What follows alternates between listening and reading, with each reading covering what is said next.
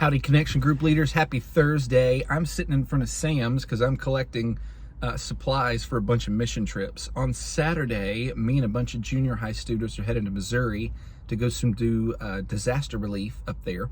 On Monday, Pastor Thomas has taken a bunch of college students to Loveland to go work with our church plant up there. On Wednesday, Gabe and Crystal Stawn are taking a bunch of our high school students down to Matamoros to work at the children's home. And on Friday, Kate, our girls minister, is taking a bunch of our students up to Denton to do some work just for a day up there for a lady. Guys, missions is happening. We're excited about that. You've got all sorts of young people in our church giving up their spring break to go serve Jesus. So please, please, please pray for them. They need the Spirit of God to go with them to do the things that only the Spirit can do, which makes it all the more awesome that that's what we're talking about on Sunday. I love Romans chapter 8. Outside of probably Revelation 19, Romans chapter 8 may just be the best encouraging, awesome chapter in the Bible, period. It's hard to beat the chapter where Jesus actually comes back to get us. That's Revelation chapter 19. But man, when you start with, hey, you're not condemned, and you end with, I'm going to love you no matter what, that's just a pretty nice sandwich to lay in scripturally. So enjoy this with your class. This is good stuff.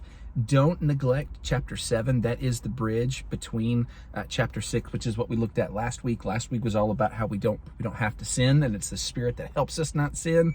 But chapter 7, Paul, and just his honesty talking about how the struggle with sin is real, is actually helpful to look at both in your study and even to reference with your class. But really, I think there's 4 things that are essential for us to see from this chapter. Number 1, really, the Spirit does 4 things. This is a better way of saying it. Spirit does 4 things to help us conquer, or to be conquered in our lives. Number 1, the Spirit conquers our flesh. That's what verses 1 through 11 is all about.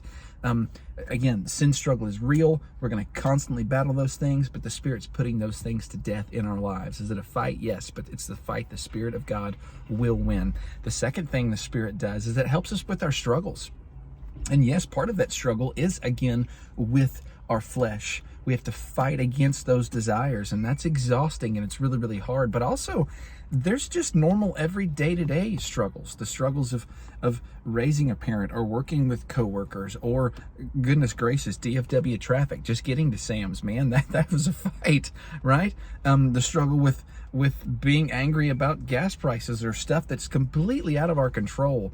These are all real. Well, Paul acknowledges, number 1, that we have struggles, and number 2, hey, all of creation is struggling because of this sin issue, and the Spirit of God is tending to those things. He's comforting us in our struggles, and it empowers us in our struggles so that we can conquer those things. Number 3, the Spirit helps us with our fears and anxieties, and those are pretty natural. If we're living lives where we're struggling, of course we're going to be afraid of stuff, maybe stuff that hasn't happened or isn't going to happen, but we're just afraid of it, or we're anxious about things that we know are coming our way and are going to be really, really hard.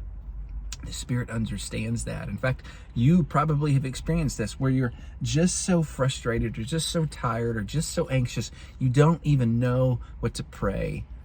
And the Spirit helps us with our prayers.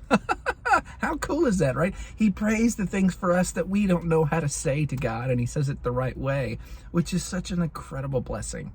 So the Spirit helps us with our fears and anxieties through our prayers. And then finally, the Spirit helps us with our failures. At the end of the day, even with the Spirit of God empowering us in this sin struggle, we're just going to fail, and we're going to feel like we don't size up. And again, the truth is, the matter is we don't. So praise God we were adopted. But here's the shady thing. The enemy comes in, and he's going to remind us constantly of our failures, whether it's something that we failed at today or something we failed at years ago. And he's constantly seeking to separate us in our minds from God and His love. And this is where the Spirit comes in and says, no, nothing can separate you from the love of Christ and His presence, and nothing can separate you from me, His Spirit.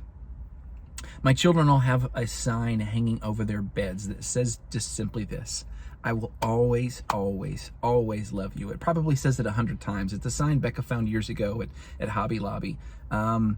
There was a particular time period when one of our kids just felt like he was constantly failing and was constantly in trouble, and he would just, out of exasperation, say, why do you even love me, right?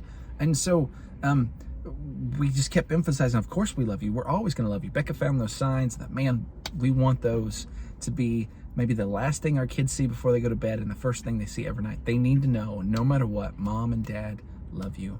Guess what? That's how God feels about us.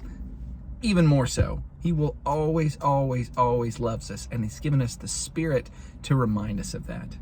So there's 4 things that we can draw out and extrapolate and have a lot of fun with on Sunday, and I hope you will. So guys, I love you. I hate that I'm not going to see y'all, but have an awesome Sunday. Make Jesus big, celebrate the Spirit, protect the unity of the Spirit, and have a great week. See y'all later. Bye.